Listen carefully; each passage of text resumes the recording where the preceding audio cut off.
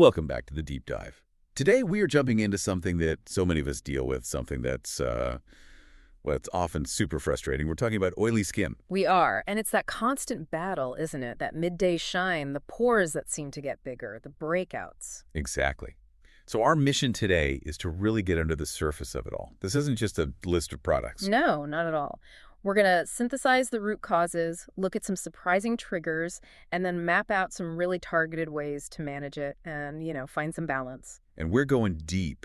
Everything from why you actually need to moisturize, which sounds crazy if you feel slick, to some pretty advanced stuff like light therapy and even Botox. Yeah, that one surprises a lot of people. So if you've ever felt like your skin is just working against you, this is absolutely the deep dive for you. Right. So to start with a very basic definition, oily skin comes from one thing, really. It's the overproduction of sebum. Which is that natural oil our skin makes. Exactly. It's an oily, waxy substance from our sebaceous glands. And when they go into overdrive, you get that glossy look, your pores get clogged, and that leads to blackheads, whiteheads, all that stuff. Mostly in the T-zone, right? The forehead, nose, and chin. That's the classic area. That excess sebum is the one thing we're trying to understand and ultimately to manage. Okay, so let's unpack that. What actually causes those glands to go into overdrive? For so many people, it feels like it just happens out of nowhere. Yeah, but it's rarely just one thing. It's usually a perfect storm of internal and external factors. The sources we looked at point to four main drivers. Sure. First up is genetics. Simple as that. If your parents had oily skin, the chances you will are, well, they're much, much higher. It's in your DNA. So some of us just lost the genetic lottery on that one. Great, thanks, Mom and Dad. Pretty much. But the second one is maybe even more powerful, and that's hormonal influences. Things like puberty, menstruation, pregnancy, even menopause. They all cause these huge hormonal swings that directly ramp up oil production. And then there's the big one for modern life, stress. That connection gets thrown around a lot. But what's actually happening? Like, how does a stressful day at work literally make my face shinier? It's a really clear chemical path. Yeah. So when you're stressed, your body releases hormones, right? Like cortisol. And cortisol, it basically sends a direct signal to your sebaceous glands and just tells them to produce more oil instantly. Wow, so it's not a coincidence that my skin completely freaks out during a deadline. It's a chemical command. It is a direct command. Your skin is just reacting to what's happening inside your body. Okay, so that's two. What's the third driver? Environmental factors. If you live somewhere warm or humid, that heat and moisture actually stimulate your oil glands. It just makes everything worse. That's why my skin is so much oilier in the summer. Exactly. And that brings us to the fourth driver, which is where people get stuck in a really vicious cycle. It's counterintuitive skincare. Ah, the big trap. It is. Your first instinct when you feel oily is to just scrub it away, right? Use these harsh, stripping products. Yeah, you want to feel squeaky clean. But that aggressive washing, it strips the skin of its natural essential oils. Your skin panics. It thinks there's an emergency, so it tells the sebaceous glands to produce even more oil to compensate. So you end up even oilier than when you started. You do. It's the core paradox. Trying to get rid of the oil just puts the oil factory into overtime. Okay, so for anyone listening, how do they know for sure that they have oily skin and not, say, combination skin? You don't need a professional for that, not at first. There are a couple of really simple self-diagnosis tests. Okay. The easiest is just the 30-minute observation. Wash your face with a gentle cleanser, pat it dry, and then just wait. Don't put anything on it for half an hour. What am I looking for? If you see a really noticeable shine across your whole face, but especially in that T-zone, that's a huge indicator. And what if I want to be more certain? Then you can try the tissue test. Just press some blotting paper or even a thin, clean tissue on different parts of your face, your forehead, your nose, your cheeks. And if it comes away soaked in oil, that's my answer. If it absorbs a lot of oil quickly, yes, that's the telltale sign. You should also just look for the other symptoms. Things like a thick or rough texture, pores that look enlarged, and this is a big one makeup that just seems to melt or break down by midday. Right. That's the excess sebum literally dissolving the makeup. So just to be clear, if my cheeks feel totally dry but my nose is an oil slick, that's not what we're talking about today. Correct. That's combination skin. Oily skin is when you have that excess sebum across most, if not all, of your face. Dry skin is the complete opposite. Not enough sebum, so it feels tight and flaky. Okay, this is where it gets really interesting for me. If you just leave it, if you don't manage it, what happens? It's not just about looking shiny, is it?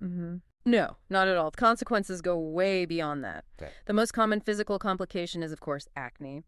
The excess oil mixes with dead skin cells, clogs pores, and you've got the perfect breeding ground for acne bacteria. Which leads to inflammation and breakouts. Right. But the sources also point to a few related conditions that are more concerning. Like what? Well, there's seborrheic dermatitis. It's a red, scaly, greasy-looking rash. It's often caused by a type of yeast that actually feeds on the excess oil on your skin. And that's dandruff when it's on your scalp. That's it exactly. Then there's something called sebaceous hyperplasia. That's just when the oil glands themselves get enlarged and they create these little flesh-colored bumps on the skin. And what about the link to, bigger health issues? Yeah, this is important. Oily skin can be a really prominent symptom of an underlying hormonal imbalance. The sources specifically linked it to PCOS, polycystic ovary syndrome in women. How does that connect? PCOS often involves higher levels of androgens, which are male hormones. And androgens are one of the most powerful stimulants for your oil glands. So more androgens means more oil and often chronic acne. So really persistent oily skin could actually be a signpost telling you to see a doctor about something more systemic. It absolutely could be. And we can't forget the psychological impact here. Right. The research is very clear on this. Visible oiliness, the enlarged pores, the breakouts, they can directly lead to lower self-esteem, anxiety about your appearance. It really affects your confidence. And we just established that anxiety causes cortisol, which causes more oil.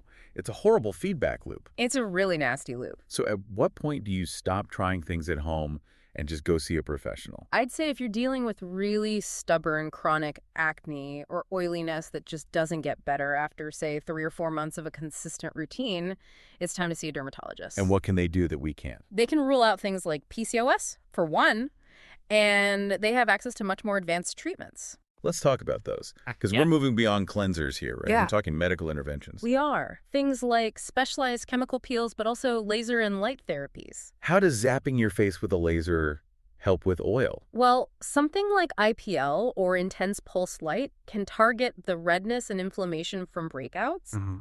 But then there's photodynamic therapy, or PDT, which is really fascinating. Go on. A dermatologist puts a photosensitizing agent on your skin. Then when they hit it with a specific light, that agent activates and it actually it shrinks or destroys the overactive oil glands themselves. So it's turning down the factory's output directly. For a while, yes. It's a direct intervention. Okay. But the one that really stood out to me in the sources was Botox. I mean, we all think of Botox for wrinkles, for freezing muscles. How on earth does that stop oil? Right, everyone thinks that. But it's not paralyzing the gland like it does a muscle.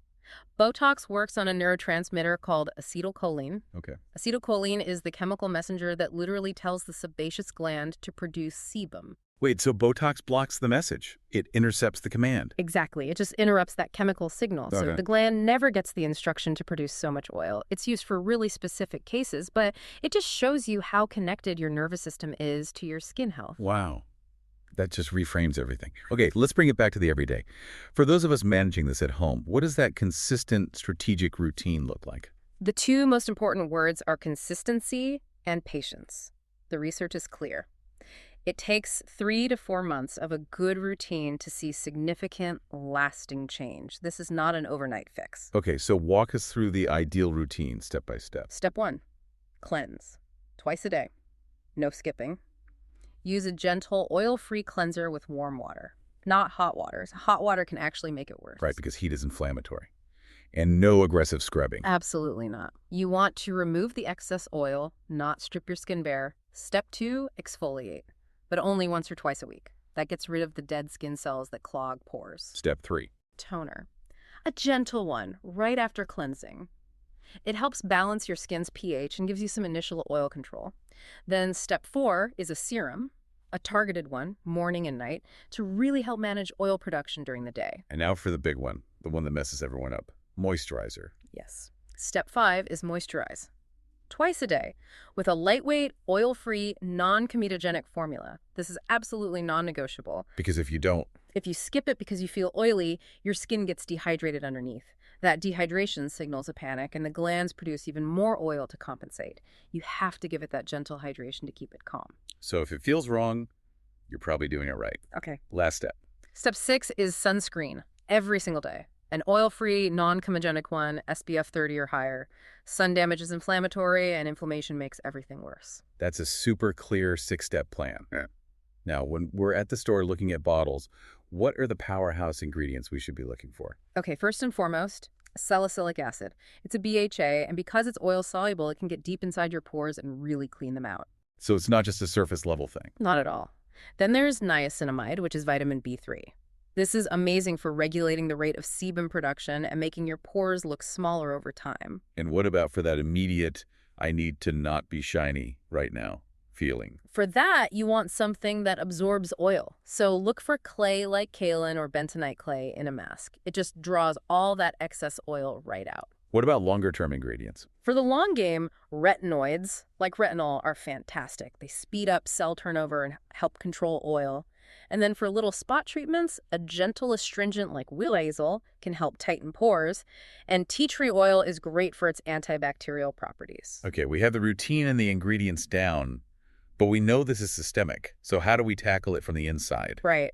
Diet is huge. The sources are really clear that foods like refined carbs, tons of sugar, and greasy fried foods can all make oiliness worse. What's the mechanism there?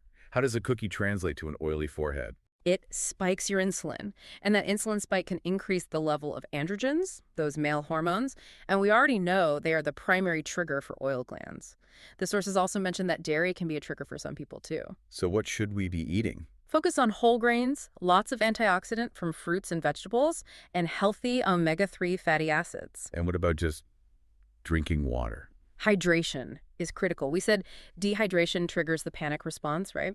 So staying hydrated with water and water-rich foods like cucumber helps prevent that signal from ever being sent. And finally, let's circle back to the biggest driver of all, cortisol. Stress management. It is just as important as your cleanser. We know stress raises cortisol, and cortisol turns on the oil glands. So anything you can do to lower your cortisol, yoga, meditation, exercise, just getting enough sleep is a fundamental part of your skincare routine. It's all connected. So the big takeaway for our learner is that this is a holistic game. It's a gentle, consistent routine on the outside, but it's matched with really crucial control over your diet, your hydration, and your stress on the inside. That's the only way to get long-term success. And, thinking back, we talked about how oily skin can cause real anxiety and hit your self-esteem. We also established that the cortisol from that stress directly makes your skin produce more oil.